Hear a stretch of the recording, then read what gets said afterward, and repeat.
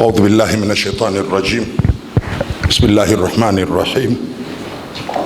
السلام عليكم ورحمة الله تعالى وبركاته. الحمد لله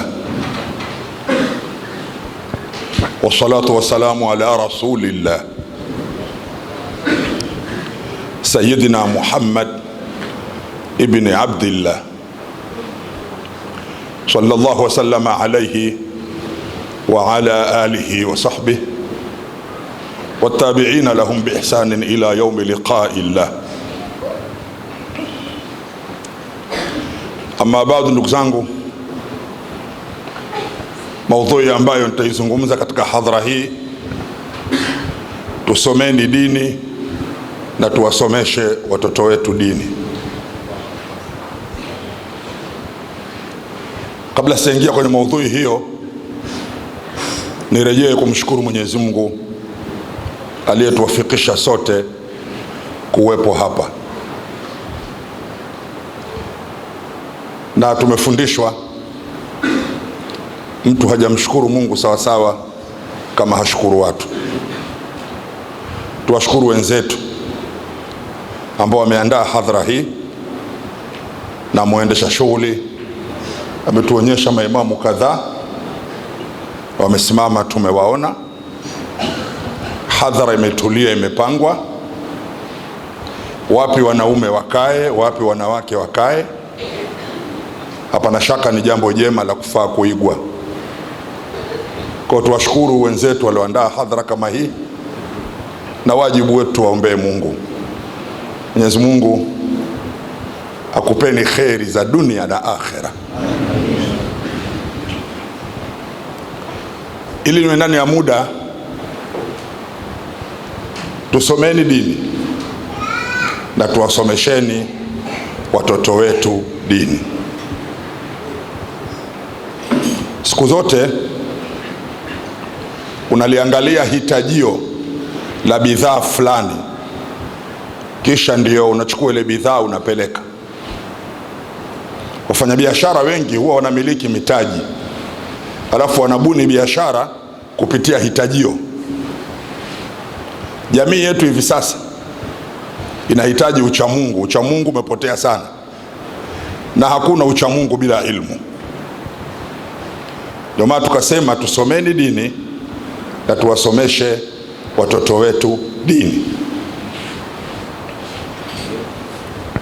Ndugu zangu, elimu kwa Muislamu sio jambo la khiari.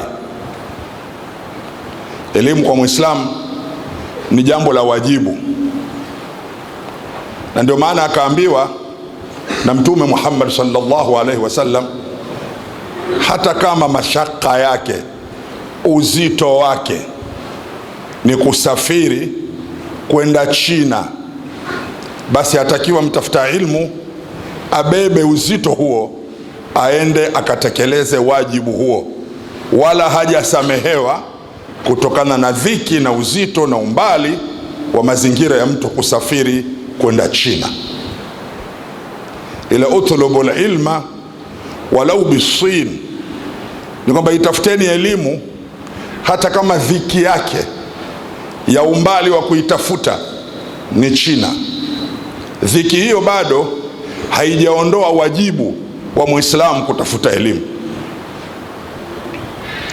Elimu kwa Muislamu ni jambo muhimu mno, jambo la wajibu mno. Wataalamu wetu wa lugha hawa wanatuambia habari ya elimu ilmun, alafu watuambia matendo amalun. Wenyewe wanasema ni herufi tatu zilizolingana. Tofauti ni kutangulia hii na kuchelewa hii. Elimu bila matendo ni tatizo, na matendo bila elimu ni tatizo. Kwa hiyo Muislamu asione amesameheka kusoma dini. Hivi sasa kuna aina karibuni 3 za masomo tunayoyaita masomo ya dunia. Kuna watu wanasoma, wanasoma darasa za online, mtu anafungua kompyuta yake au simu yake anasoma.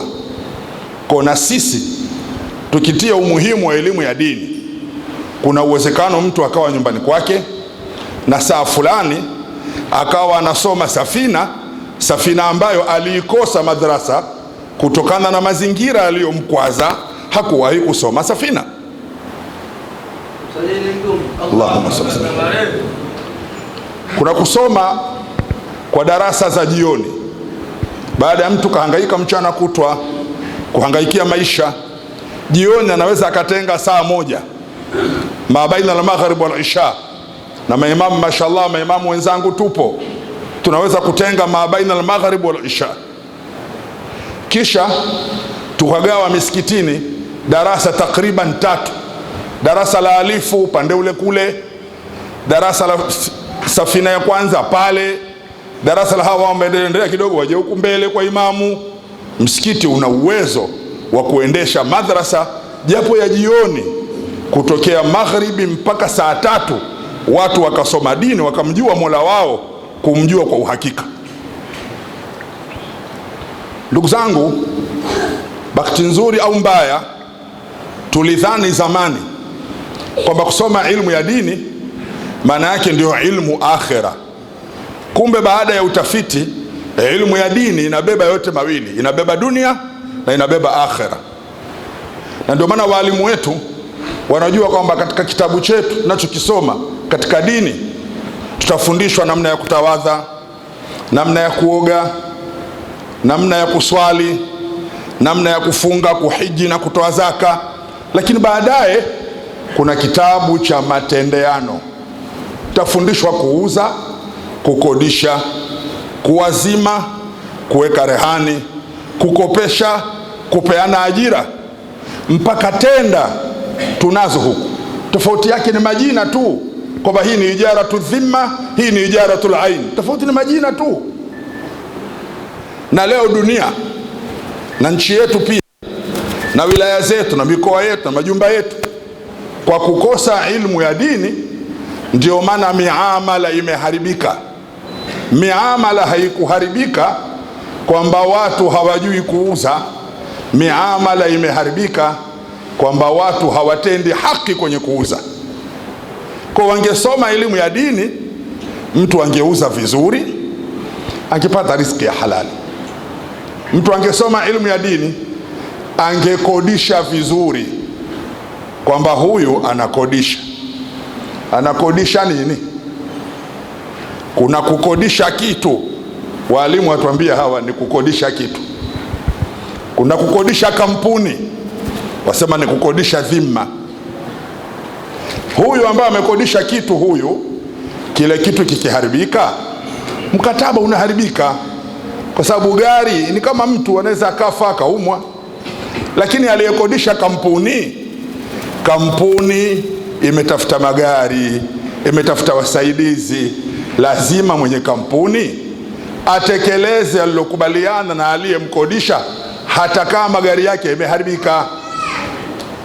Sasa hayo ukiwakuta msikitini unasoma, unaweza kudhani wanafundishana kutawadha tu, kumbe wakati mwingine wenzako wanafundishana kuweka rehani, wanafundishana kukopesha, wanafundishana kwamba rehani kazi yake ni kutengeneza utulivu kwa mdai, ili huyu mdai kwa kuwa ameshika rehani, iwapo mdaiwa kashindwa kulipa, yule mdaiwa atakuja kuuza rehani yake ili alipe deni la watu.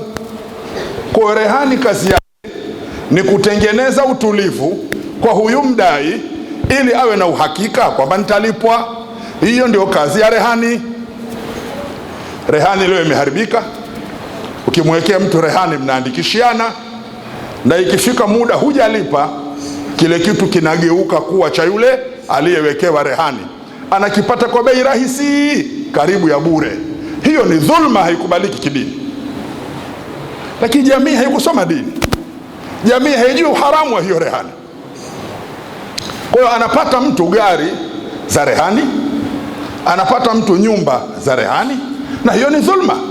Anamiliki mali ambayo akhera itakwenda kugeuzwa kuwa thawabu, anyang'anywe thawabu zake, alipwe huyu aliyemdhulumu. Lakini muamala huu unaendeshwa na watu ambao hawakusoma dini. Dini ndo kinga baina ya mahusiano ya mtu na Mola wake, vipi awasiliane naye. Dini ndio kinga baina ya mawasiliano ya mtu na mwenzake ili kumtendea haki, ni pale ambapo amesoma dini. Mtume sallallahu alaihi wasallam katuambia katika maneno mafupi sana, asema uaminifu unaleta riziki na kukosa uaminifu kunaleta ufakiri. Maneno haya tuyapime kwa sura mbili. Kwanza tuyapime kiimani. Wajibu wetu ni kumwamini Mtume sallallahu alaihi wasallam. Arsala anbiya dhawil fatana bisidqi wat tabligh wal amana ismatuhum kasairi